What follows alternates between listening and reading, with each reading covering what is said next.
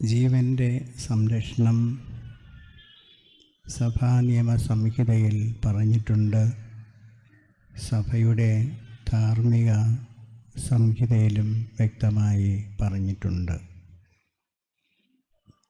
വളരെ വളരെ ഗൗരവമേറിയ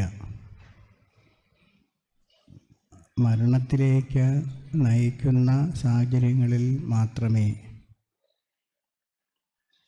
1-2 മാസം പ്രായമുള്ള ഗർഭസ്ഥ ശിശുക്കളെ അബോർഷൻ നടത്തുവാൻ അനുവദിച്ചിട്ടുള്ളൂ എന്ന് പണ്ട് പറഞ്ഞിരുന്നു.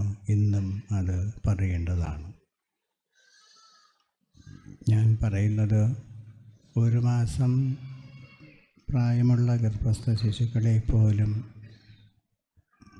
ഒരാഴ്ച പ്രായമുള്ള ഗർഭസ്ഥ ശിശുക്കളെ പോലും അബോർഷനിലൂടെ കൊല്ലുവാൻ പാടില്ല എന്ന തത്വം നമ്മൾ പഠിക്കണം, മറ്റുള്ളവരെ പഠിപ്പിക്കണം. യൂറോപ്യൻ രാജ്യങ്ങളിൽ ജനന നിരക്ക് 5%, മരണനിരക്ക് 30%. അങ്ങനെയുള്ള ഒരു സാഹചര്യത്തിൽ യൂറോപ്യൻ രാജ്യങ്ങളിലെ യഥാർത്ഥ സിറ്റിസൺസ് കുറഞ്ഞു വരുന്നു. അന്യരാജ്യങ്ങളിലെ ആളുകൾ അങ്ങോട്ട് കുടിയേറി പാർക്കുകയാണ്.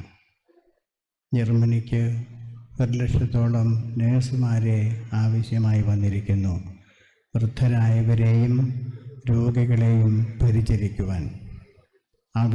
അവിടുത്തെ പെൺകുട്ടികൾ നഴ്സിംഗ് പഠിക്കുവാൻ ആഗ്രഹിക്കുന്നില്ല. നഴ്സിംഗ് പഠിക്കാനുള്ള പ്രായപരിധിയിലുള്ളവരും തീരെ കുറവാണ്. അതുകൊണ്ട് ഇത്രയധികം നഴ്സുമാരെ അവർക്ക് ആവശ്യമായി വന്നിരിക്കുന്നു. ഈ നഴ്സുമാർ ജീവൻ സംരക്ഷണത്തിന് വേണ്ടി പ്രവർത്തിക്കേണ്ടവരാണ്. ഡോക്ടർമാരും ആരോഗ്യ പ്രവർത്തകരും ജീവൻ്റെ സംരക്ഷകർ ആകേണ്ടതാണ്. അത് നമ്മൾ അറിഞ്ഞിരിക്കണം.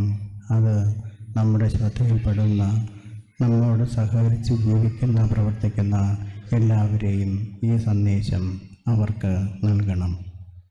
പ്രോ ലൈഫ് മൂവ്മെൻറ്റ് നടത്തുന്ന ഈ വിധത്തിലുള്ള എല്ലാ പ്രവർത്തനങ്ങളെയും ഞാൻ അഭിനന്ദിക്കുന്നു. നിങ്ങളുടെ പ്രവർത്തനങ്ങൾക്ക് പൂർണ്ണ ഫലം ഉണ്ടാകണമേ എന്ന് ഞാൻ പ്രാർത്ഥിക്കുന്നു. നിങ്ങൾക്കെല്ലാവർക്കും പ്രാർത്ഥനകളും ആശംസകളും ഞാൻ നേരുന്നു.